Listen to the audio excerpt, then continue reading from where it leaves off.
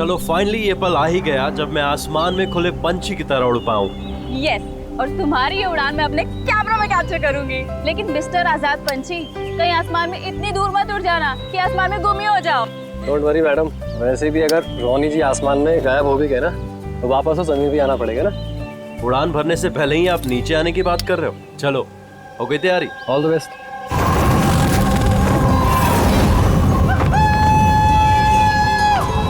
Yes, this is so much fun! Oh my God! Woohoo! Yes, come on, keep going, keep going. Alia, I love you! Ronnie, I love you too. वाह, लगता है काफी experience है इन उड़ान का। Of course, America में उसने काफी एडवेंचर स्पोर्ट्स ट्राई किए हैं, पंजी jumping, paragliding and what not. बस इंडिया में कभी कुछ ट्राई नहीं किया था, और अब जब इंडिया में आए ही हैं हॉलिडे के लिए तो क्यों ना कुछ ट्राई करें।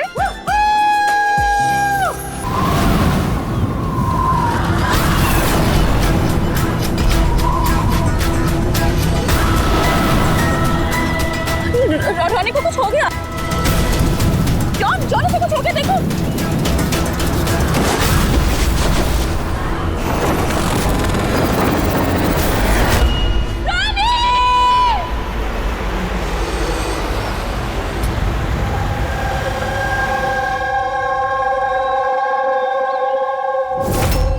मैं और रॉनी तो यहाँ हॉलिडे मनाने आए थे। मुझे क्या पता था कि ये रॉनी का आखिरी दिन साबित होगा।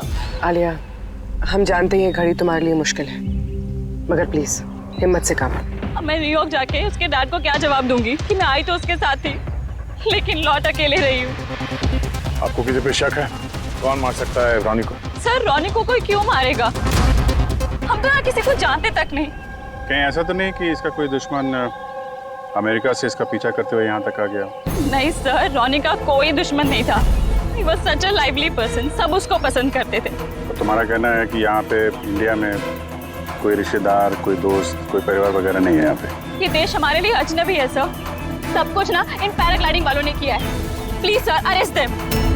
आप हमें दोष मत दीजिए, रोजी रोटी है हमारी, हम क्यों मारेंगे किसी टूरिस्ट को? तो किसने मारा रॉनी को फिर? सर ये मुझे भी समझ में नहीं आ रहा है, 3000 फीट की ऊंचाई से गोली कैसे चली, किसने चलाई?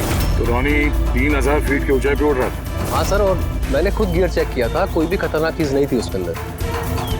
और उसके आसपास किसी को उड़ते हुए देखा आसपास? नहीं सर, कोई भी नहीं था। आसमान एकदम साफ था, रेडियस भी क्लियर था, और वो अपनी उड़ान एंजॉय भी कर रहे थे। पर सडन पता नहीं क्या हुआ, एकदम से धड़ाम से नीचे आके गिर गए। ये जो घाव है ना, तो ऐसा लगता है कि काफी दूर से गोली चली है, शायद किसी राइफल से। हाँ, राइफल ही होगी, क्योंकि जिस हाइट में ये उड़ान भर रहा था वहां से तो कोई शार्प शूटर ही गोली चला सकता है, किसी राइफल से। जॉन,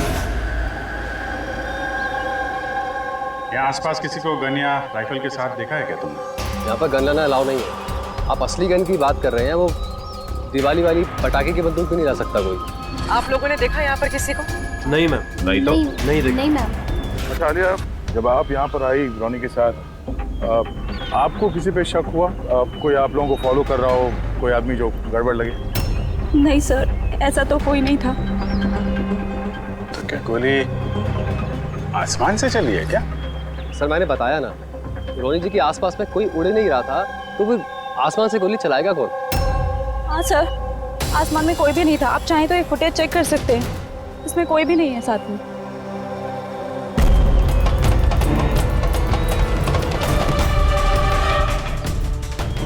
फुटेज में तो रॉनी के आसपास दूर दूर तक कोई दिख नहीं रहा। सर जमीन से नीचे से ऊपर किसी ने गोली नहीं चलाई। ये कह रहे हैं कि जब वो ऊपर उड़ रहा था तो कोई उसके आसपास नहीं था, तो ऊपर से भी गोली नहीं चला सकता। ये बताइए, ये गोली चली तो चली कहाँ से और किसने चलाई? कमाल है यार, इसका कोई दुश्मन नहीं है तो फिर इसको मारने के लिए इतनी प्लानिंग कौन करेगा? एक टेढ़ा केस लग रहा है। तो किसी टेढ़े आदमी को भेज देते हैं टेढ़े सबूत, शायद उसे कुछ पता चल जाए।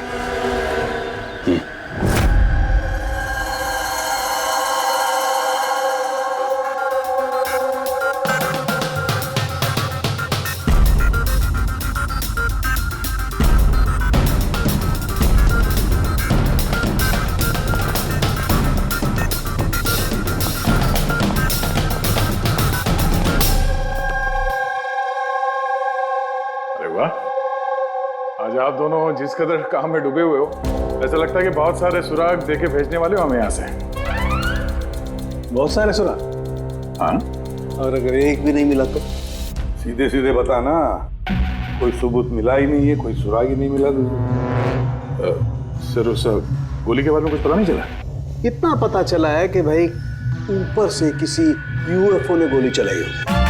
यार सालों के क्या बच्चों जैसे यूएफओ की बातें करते हो, और ये क्या है ये बता, हमें समझाने के लिए किया है क्या? हाँ बता। ये देखो बॉस, रॉनी ग्राउंड से 3000 फीट की ऊंचाई पर उड़ान भर रहा था और गोली लगी है उसे इससे भी ऊपर से, लगभग 1000 फीट की ऊंचाई से, और ये गोली 60 डिग्री के एंगल से लगी है उसे। मुझे तो सोच सोच के चक्कर आ रहे हैं। आसमान में ऊपर से कौन गोली चला सकता है रोनी पे, और वो भी कैसे?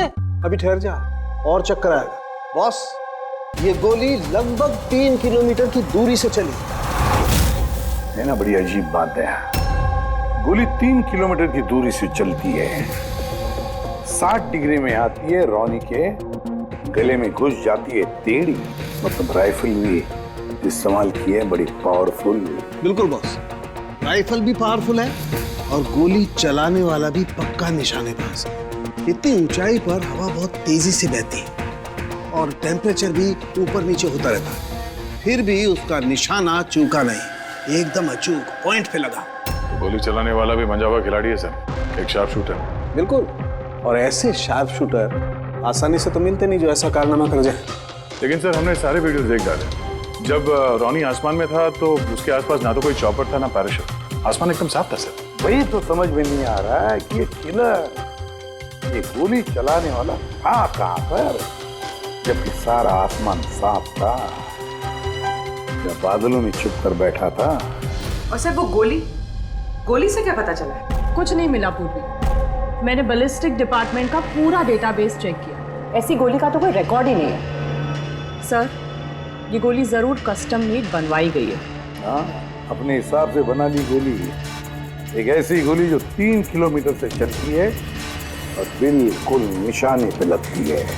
और सर अगर ये गोली इतनी जबरदस्त है तो इसकी राइफल भी काफी स्पेशल होगी। हाँ, एक काम करते हैं, ये गोली फायर आर्म्स विंग और बैलिस्टिक डिपार्टमेंट में भेजते हैं, देखते क्या रिपोर्ट आती है। अब ये जो भी कोई है इतने ऊपर चला गया खून करने के लिए,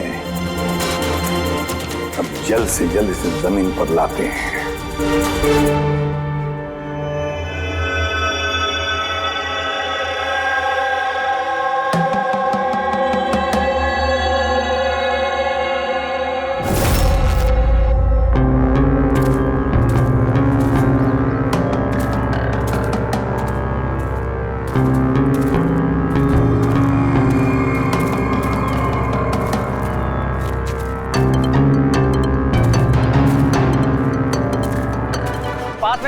You can do it.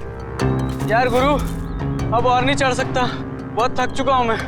बस नवीन, ज्यादा दूर नहीं है, 3000 फीट चढ़ चुके हैं, पास ही में। We can do it. Come on.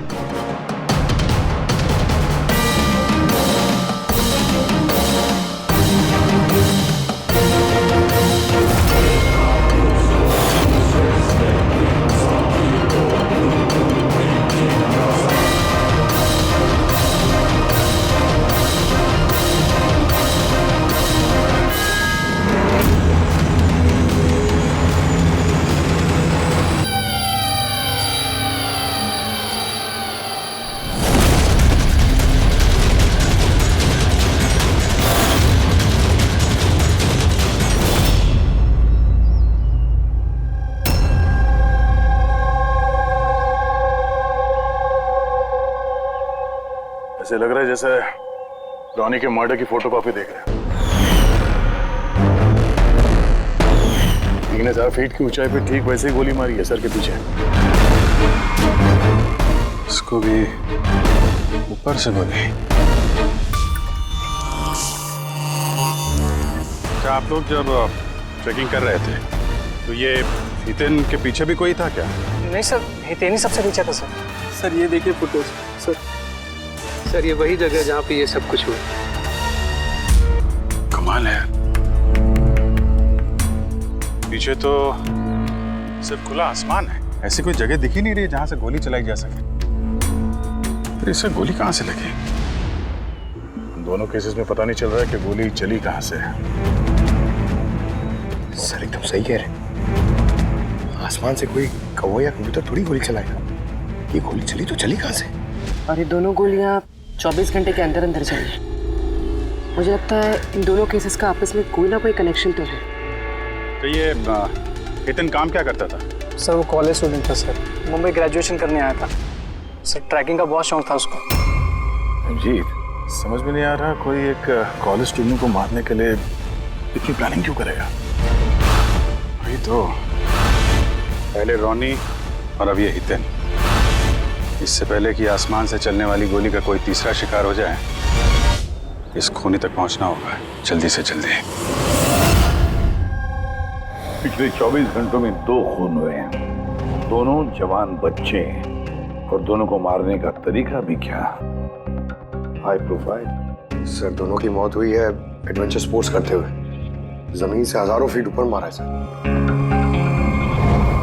मगर सर सोचने वाली बात है कि खूनी ने ये एडवेंचर स्पोर्ट वाला समय ही क्यों चुना इनको मारने के लिए? वो तो उन्हें कभी भी मार सकता था। इतनी लंबी प्लानिंग 2 बच्चों को मारने के लिए। सिर्फ प्लानिंग ही लंबी नहीं दया, गन भी लंबी। ये ऐसी। ये कौन सी राइफल है सर? ये है TX-65, रशियन गन है बॉस, लॉन्ग रेंज। ऐसी ही गन से मारा गया होगा। सालुंके साहब, क्या इस गन से 3 किलोमीटर दूर निशाना लगाया जा सकता है? हाँ फ्रेडी, शूटिंग रेंज में ट्राई करके देख लिया है, इसकी रेंज 3 किलोमीटर से ऊपर ही है। ऐसी गन तो आर्मी वालों के पास या फिर आतंकवादियों के पास ही मिलेगी। बिल्कुल बॉस, और इसीलिए मुझे लगता है कि ये सिर्फ मर्डर का मामला नहीं है, कोई बहुत बड़ा गुनाह होने वाला है, लार्ज स्केल पर।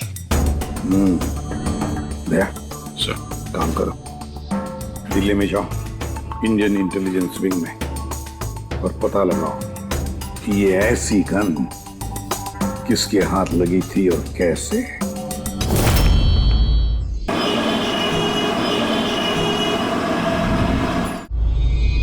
ये सारे खून इसी राइफल से हुए हैं, और आप लोग तो जानते हैं ऐसी हाई प्रोफाइल राइफल सबके हाथ में तो लग नहीं सकती। आप बिल्कुल सही कह रहे हैं सर, और गौर करने की बात तो ये है सर कि ये राइफल कोई खरीदना भी चाहे तो खरीद नहीं सकता। ये 1 या 2 पीस नहीं बिकती, पूरा का पूरा अलॉटमेंट होता है। तो पिछले कुछ सालों में जो आतंकवादी हमले हुए हैं उसमें ये इस तरह के राइफल इस्तेमाल हुए थे? जी हाँ। तो आपको किसी आतंकवादी गिरोह पे शक है? जी हाँ, अगर हमारा अंदाजा सही है तो हम जानते हैं कि इसके पीछे किसका हाथ है। कौन? इलवारे जिले में कुछ समय पहले हमारी आर्मी ने बहुत सारे हथियार जब्त किए थे। उन हथियारों में ये वाली राइफल भी। हाँ प्रताप सर, सारे आतंकवादी मारे गए, उनमें से एक आतंकवादी बचकर निकल गया और हमने उनके सारे हथियार जब्त कर लिए। Well done Pratap sir. और जो आतंकवादी भागकर गया है उसके बारे में सारे पोस्ट को अलर्ट कर दो। तो ये काम उस आतंकवादी का हो सकता है जो बचकर निकल गया था वहां से? जी हाँ, और हमारी इंफॉर्मेशन के मुताबिक ये आतंकवादी गिरोह जल्दी ही कुछ बड़ा करने वाला है। शायद ये उसी की शुरुआत हो। ये दोनों जुर्म कोई मामूली खून नहीं है, ये जरूर कोई बड़ी साजिश है, बड़ी साजिश, आतंकवादी हमले की साजिश।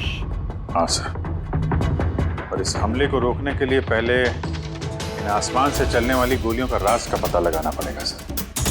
और इस राज का पता करने के लिए हमें सबसे पहले ये पता करना पड़ेगा सर कि आतंकवादी रॉनी और हितेन जैसे आम आदमी की हत्या क्यों की। वैसे क्या कॉमन है इन दोनों खून में? सर दोनों मर्डर हवा में हुए, दोनों बार गोलियां ऊपर से चली, हाई प्रोफाइल राइफल से। किसी प्रोफेशनल शार्प शूटर का काम है सर ये। और सर इन दोनों केसेस में कोई वैंटेज पॉइंट नहीं है, कोई ऐसी जगह नहीं है जहां पे बैठ के खूनी इन दोनों पे गोली चला सकता है। वैंटेज पॉइंट, वैंटेज पॉइंट, कहीं यही तो वजह नहीं हो सकती है? तो आप कहना चाह रहे हैं सर कि खूनी के पास कोई जगह नहीं थी बैठ के गोली चलाने की, और उसे ये पक्का करना था कि उसका टारगेट छूटे ना, उससे कोई चूक ना हो, इसलिए वो इन दोनों पे प्रैक्टिस कर रहा था। Exactly Abhijeet, exactly. वो निशानेबाजी की प्रैक्टिस कर रहा था। मतलब सर, उसका असली टारगेट कोई और है? सर अगर कोई वैंटेज पॉइंट था ही नहीं तो फिर वो हवा में गोलियां कहां से चला रहा था? पंकज, तुम्हारे सवाल का जवाब तुम्हारे सवाल में ही है। ये बताओ कि हम, मेरा मतलब है, इंसान हवा में कैसे उड़ता है बिना पंखों के? सर एरोप्लेन से या फिर हेलीकॉप्टर से। बस तुम्हारा जवाब मिल गया। लेकिन सर वहाँ क्राइम सीन पे ऊपर आसमान में कोई चॉपर तो उड़ नहीं रहा था, ना ही कोई केबल कार थी वहां पे। दया कुछ और होगा, कुछ और होगा। अभिजीत, मैप निकालो। वहां उस पैराग्लाइडिंग और माउंटेनियरिंग कैंप के आसपास देखो। मेरा मतलब है, ऐसा कुछ है क्या जहां से आदमी हवा में उड़ सके?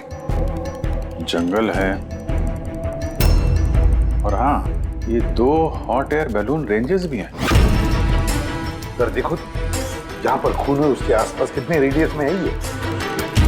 सर ये दोनों 60 किलोमीटर के रेडियस में है। तो एक बात तो पक्की हो गई, खूनी वहां पर हॉट एयर बलून में बैठा था और वहीं से उसने गोली चलाई 3 किलोमीटर की दूरी पे। सर अगर किसी को हॉट एयर बलून की सवारी करनी है तो पहले से बुकिंग करनी पड़ती है, कोई ऐसी नहीं जा सकता। कोई बात नहीं, तो वहां उस हॉट एयर बलून रेंज के ऑफिस में जाकर पता लगा कि ऐसा कौन सा टूरिस्ट था जिसने उन 2 दिनों में दोनों हॉट एयर बलून में सवारी की थी। ये टोटल 12 लोगों की लिस्ट है जो उस दिन हॉट एयर बलून में बैठे थे। कुछ लोग अलग बैठे थे और कुछ लोग ग्रुप बना के बैठे थे। तुम्हें कुछ याद है कि इनमें से कितने लोगों के पास कोई सामान या कोई बैग्स थे, या फिर कोई बदमाश जैसा दिख रहा हो? नहीं, बदमाश तो कोई नहीं लग रहा था, लेकिन एक बूढ़ी आंटी थी जिन्होंने बैकपैक रखे हुए थे और वो चश्मा और टोपी भी लगाई हुई थी। हाँ, हम भी हैरान थे कि इस उम्र में ऐसी ट्रैवलिंग का जज्बा। और जब फोटोज खींची जा रही थी तो वो शर्मा रही थी और अपना मुंह छुपा रही थी। ये बुढ़ी आंटी शार्प शूटर, सुनने में थोड़ा अजीब नहीं लग रहा है? हाँ सर, यही पायलट हुई। 25 फरवरी को कुल मिलाकर सर मैंने 6 लोगों को एयर बैलून की सवारी करवाई थी और 2 लोगों को दिनेश ने सर। अच्छा, तो उनमें से कोई गड़बड़ टाइप का आदमी लगा या जिसके पास कोई सामान वगैरह हो? सर ऐसा तो कोई नहीं था। हाँ, एक बुजुर्ग आदमी था, पता नहीं बात बात पर क्यों चिल्ला रहा था। शायद उसका मूड खराब था या खड़ूस था शायद। उसके हाथ में कुछ सामान था क्या? सामान तो नहीं था। हाँ, बैसाखी लेकर चल रहे थे। बैसाखी लेके चल रहे थे? तुम लोग की हिम्मत कैसे हुई मेरी तस्वीर लेने की बिना मुझसे पूछे? जरा भी तमीज है कि नहीं है? उड़ाओ उसे, उड़ाओ। अच्छा, फोटो खींचने पे नाराज हो गए? कितनी अजीब बात है ना सर। लोग हॉट एयर बलून पे रोज रोज तो बैठते नहीं हैं, तो वो खुद ही फोटो खिंचवाना चाहते हैं ताकि वो इस मेमोरी को हमेशा अपने पास रख सकें। और कोई खास बात याद है उनके बारे में? सब पता नहीं बतानी चाहिए या नहीं। नहीं नहीं, बोलो, जो भी याद है खुल के बताओ। उन्हें चलता देख के लग नहीं रहा था कि उन्हें बैसाखी की जरूरत होगी, पर फिर भी उन्होंने बैसाखी पकड़ रखी थी। अच्छा,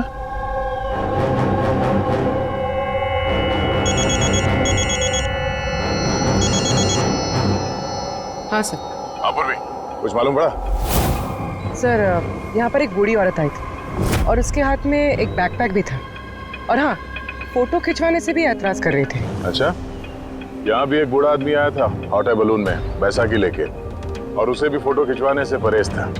सर कहीं ये बूढ़ा आदमी और ये बूढ़ी औरत एक ही इंसान तो नहीं है? एग्जैक्टली, वही शार्प शूटर। उसके बैग में और इसके बैसाखी में वो राइफल था जिससे ये खून हुआ है। और सर दोनों दिन ये ऊपर अकेला ही गया होगा, क्योंकि अगर किसी और टूरिस्ट के साथ जाता तो फिर राइफल सेट करने में और निशाना साधने में काफी मुश्किल हो जाते। नहीं पूरी, मुझे लगता है वो अकेला तो नहीं गया होगा। मतलब हॉट एयर बलून चलाना और साथ में ये राइफल भी चलाना, दोनों काम एक साथ करना जरा मुश्किल है। इस हॉट एयर बलून का पायलट भी होगा साथ में। मतलब सर इस जुर्म में पायलट भी मिले हुए हैं? यस, एक काम करो, उस पायलट को पकड़ो जल्दी। उस दिन उस बूढ़ी औरत को ऊपर बलून में कौन ले गया था? पायलट कौन था? संजीव था। रुक जा। ना तुम मुझे मार पाओगे और ना ही उसे।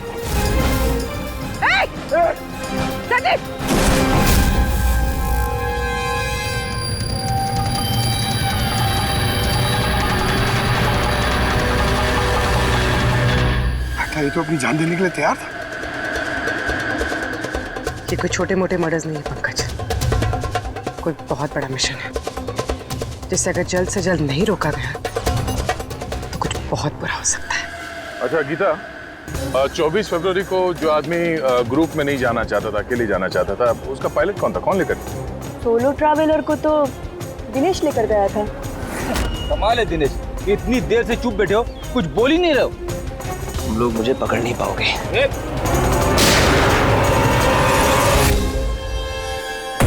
अभी यमराज तुझे अपॉइंटमेंट देने के मूड में नहीं है। जब तक हमारे सवालों का जवाब नहीं मिल जाता तुझे जिंदा रहना पड़ेगा।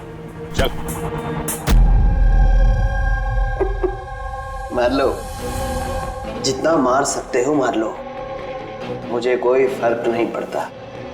वैसे भी तुम्हारे इन कानून के कमजोर थप्पड़ों में इतनी ताकत नहीं है कि मेरे जुर्म की मजबूत हड्डियों को गला सके। मुझे तुम्हारे साथ जोर जबरदस्ती करना होता तो उसके लिए तो 2 मिनट का काम है हमारे लिए, पर बाद में ख्याल आता है तुम्हारे परिवार का, तुम्हारी बहन। अगले महीने उसकी शादी है ना, कैसा लगेगा उसे कि उसकी शादी हो रही है और शादी के वक्त उसका भाई इस दुनिया में नहीं है? हाँ? और तुम्हारी माँ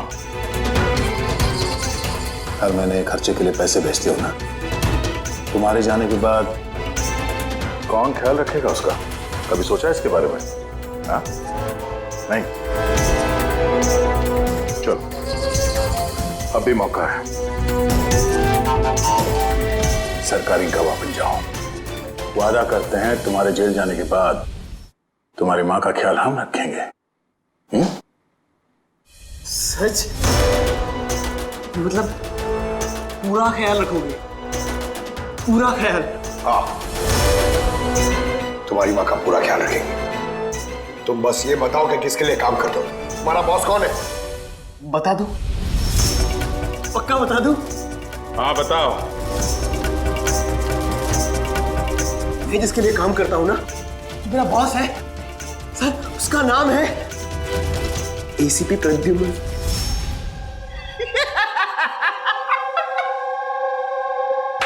एसीपी प्रद्युम्न, जाओ पकड़ लो और गिरफ्तार कर लो उसे। कहा था ना, मैं कुछ नहीं बताने वाला, जो कर सकते हो कर लो। सीआईडी वाले, सीआईडी। ओ बॉस, बॉस।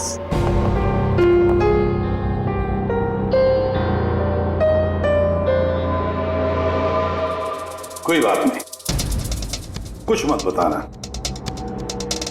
अब हम ना तुमसे कुछ पूछेंगे, कुछ बताने के लिए तुम पर जोर जबरदस्ती करेंगे, कुछ नहीं,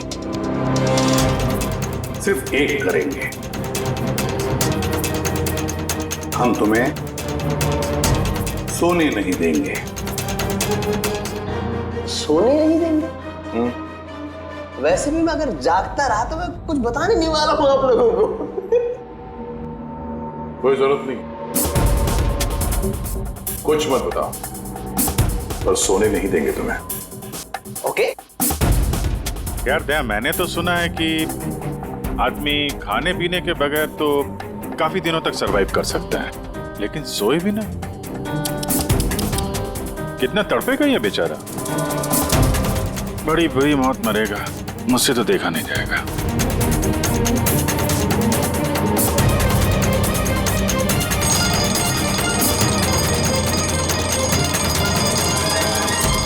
समय काटने के लिए आसानी होगी। हाँ? अपने जिंदगी के आखिरी पल अपनी आंखों के आगे गुजरते हुए देखो, ठीक है? Thank you. सोने मत देना इसको।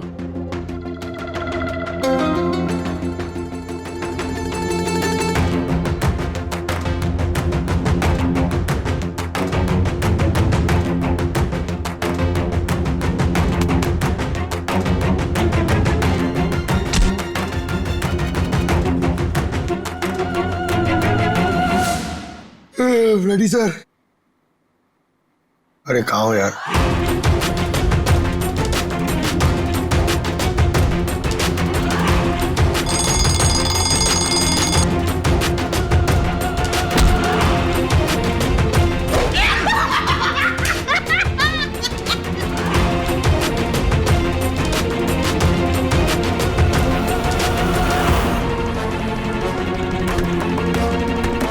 जब तक मुंह नहीं खोलेगा सोने का नहीं, समझे?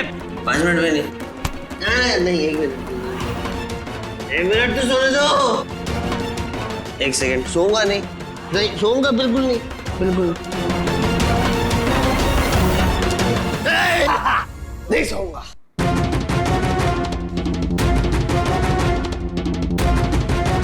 बस अब टूटने वाला ही है।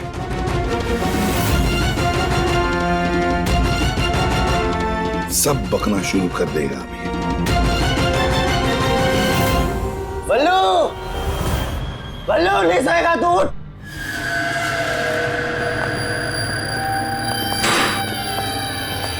क्या सोना चाहता है? तो सोने देंगे ना भाई, क्या प्रॉब्लम है? चलो हम सोने देंगे तुम्हें। खाली ये बताओ कि तुम्हारे गिरोह का प्लान क्या है? हाँ बता दो। मेरा नाम दिनेश नहीं है। मेरा नाम हाँ मेरा नाम बल्लू है, दिनेश नहीं है मेरा नाम। और मुझे स्पेशली इसी मिशन के लिए तैयार किया गया था। और जो 2 मर्डर हुए थे ना, वो प्रैक्टिस थी। हमारा असली मिशन है उसको मारना। और क्या नाम है उसका? Steve Mulder. स्टीव मल्डर, वो इंटरनेशनल पीस मीडिएटर, शांति दूत जो हमारे देश आया है, दुश्मन देशों के बीच वो शांति का करार करवाता है, आतंकवाद बंद करने के लिए। किसी भी हम नहीं चाहते कि आतंकवाद कभी रुके। और स्टीव मल्डर तो मरेगा, तुम लोग कुछ नहीं कर सकते। और तो कर भी लोगे ना, उसको बचा भी लिया ना, और स्टीव मल्डर को खत्म कर देंगे हम। हमारा जो शार्प शूटर है ना, एकदम रेडी। कहाँ मारने वाले हैं और कब? बोल। वो जब कॉन्फ्रेंस में भाषण दे रहा होगा ना, वो सबसे सही वही सबसे सही समय होगा, क्योंकि उस समय उसके आसपास सिक्योरिटी वाले नहीं होंगे। और जो कॉन्फ्रेंस है ना, ये बिल्डिंग की छत पे है, तो हॉट एयर बैलून पे हमारा शार्प शूटर जाएगा, तो वही गोली मारेगा। कॉन्फ्रेंस 1 घंटे में चालू होने वाला है, अभी जल्द से जल्द पहुंचना होगा। अरे तुम लोग कितनी कोशिश कर लो, नहीं बचा पाओगे उसे।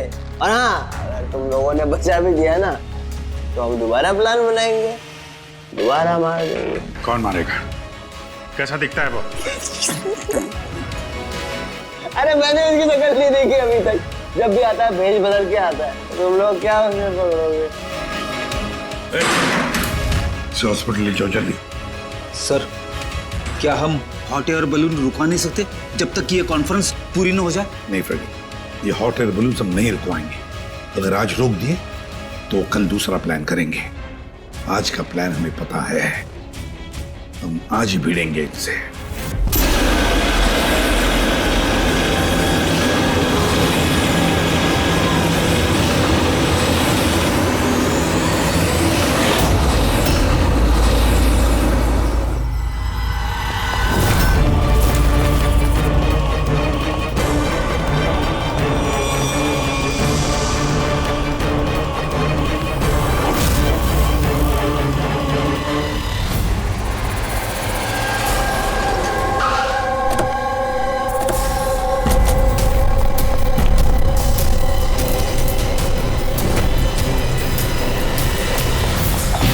सीआईडी मिस्टर स्टीव मल्डर कहाँ है? ऊपर कॉन्फ्रेंस में।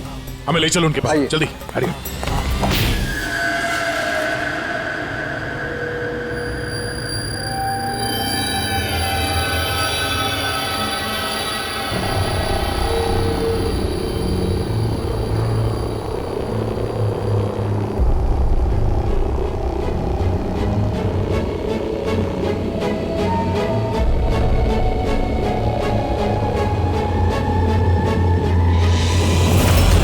यहाँ पे 4 बलून है, 2 हवा में है और 2 रेडी हो रहे हैं उड़ने के लिए। मेरे सामने जो बलून है सर,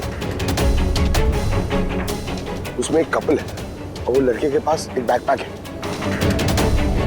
नजर रखो उन पे, कौन कौन आ रहा है, कौन कौन जा रहा है, सब पे ध्यान रखना। ओके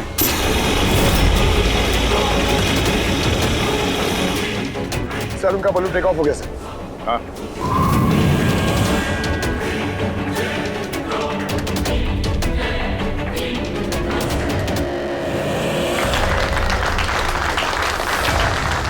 इस दुनिया में टेररिज्म क्यों है? ये क्वेश्चन बहुत जरूरी है। और ये टेररिज्म तभी स्टॉप हो सकते हैं जब सभी देश भाई भाई की तरह साथ रहें। टेररिज्म को जड़ से उखाड़ फेंकना होगा हम सबको।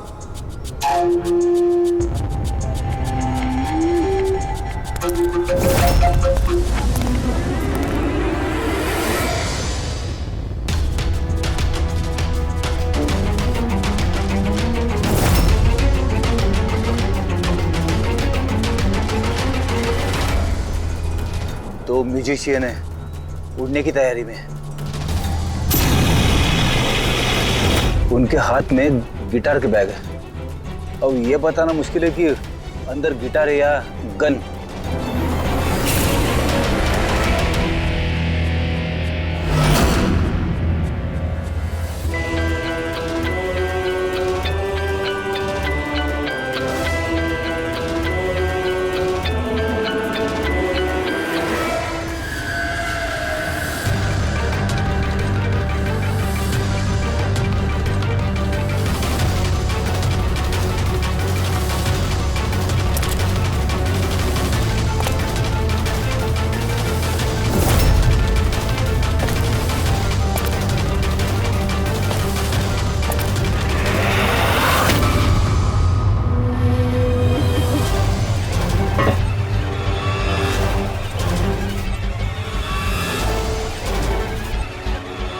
सर, और एक आदमी आया है, उसके पास एक बैकपैक और एक क्रच है। वेट करते हैं।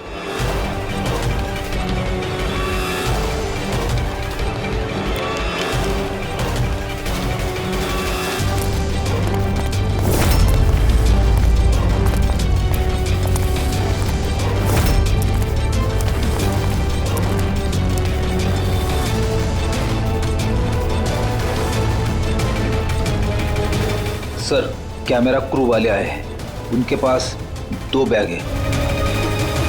Camera crew?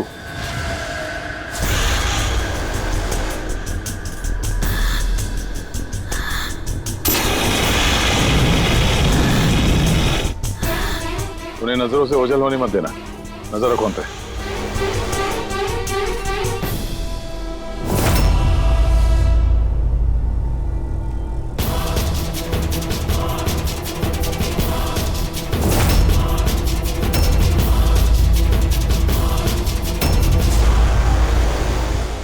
तो बहुत सारे बलून उड़ रहे। सुसाइड बॉम्बिंग क्या है?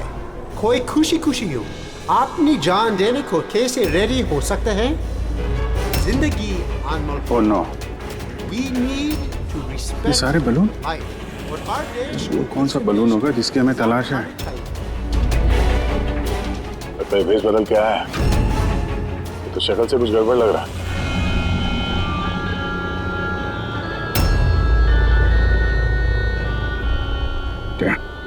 गिटार वाले पे नजर रखो। अपनी गलतियों से सीखना चाहिए हमें, ताकि World War I और World War II जैसे ये तो गिटार है। चल क्या रहा है ये? ऊपर जाके ये लोग म्यूजिक बजाने वाले हैं क्या? बाकी तो सारे बलून्स निकल गए, एक रह गया। मतलब सर, सर इस बलून में हमारा sharp shooter. Wait and watch. मतलब सर इस बलून में हमारा शार्प शूटर। ये अपनी जगह से हिल नहीं रहा है। Camera crew. सर ये कहाँ गायब हो गया?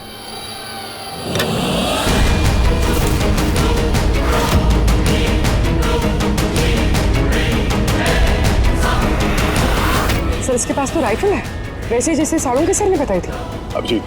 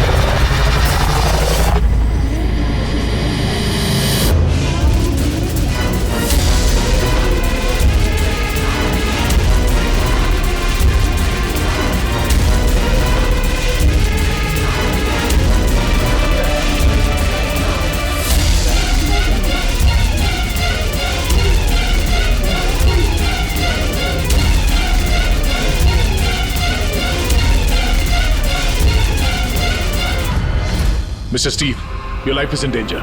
आपकी जान को खतरा है। आप क्या करें?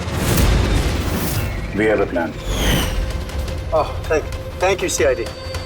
अगर आप लोग आज सुबह वक्त पे नहीं आते, मैं जिंदा नहीं होता। क्योंकि मिस्टर स्टीव, खतरा अभी गया नहीं है। अभी खूनी पकड़ा नहीं गया है, इसलिए बी सेफ है। Be careful. Okay. Freddy, Pankaj, उस बलून पे नजर रखना, आंखों से ओझल होने मत देना। हाँ सर, हम लोग बलून को ट्रैक कर रहे हैं।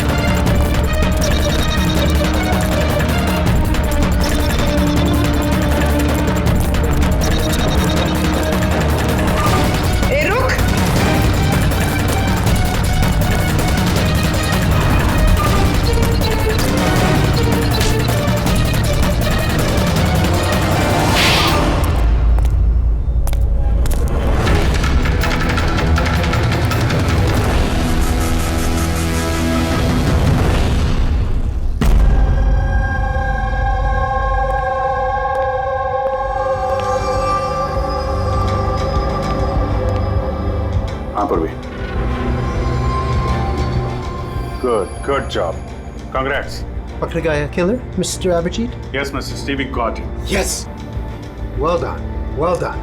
CID बारिशों से इस देश की सेवा कर रहे हैं और आज एक बार फिर आपने एक खतरनाक टेररिस्ट को पकड़ लिए हैं। अभी वो पकड़ा क्या है? बहुत जल्द हम उसके पूरे ग्रुप को पकड़ लेंगे। Mister Steve, we are very proud of you. आप जैसे लोगों की दुनिया को जरूरत है, जो आप जैसे साहसी हैं और नेक हो।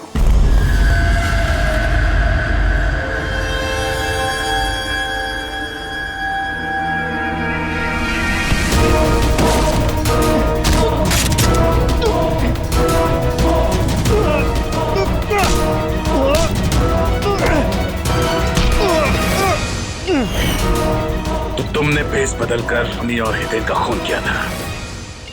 तुम मिस्टर शार्प शूटर, अब जेल की उड़ान भरना फांसी पे छूट दे, समझा?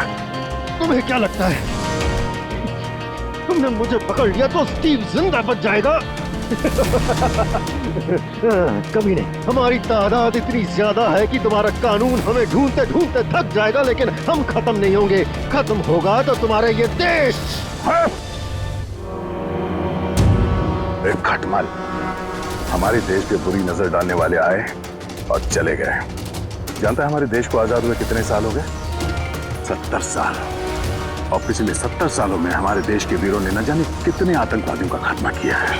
आज तेरी बारी है, कल तेरे साथियों की बारी होगी। हमारा देश रहेगा और खुशहाल रहेगा।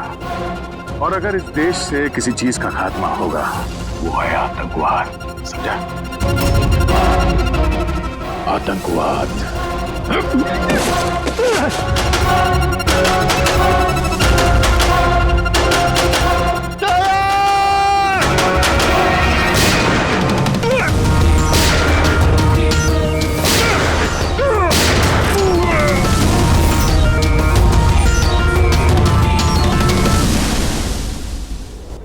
आतंकवादी, पीठ पे ही गोली मारोगे?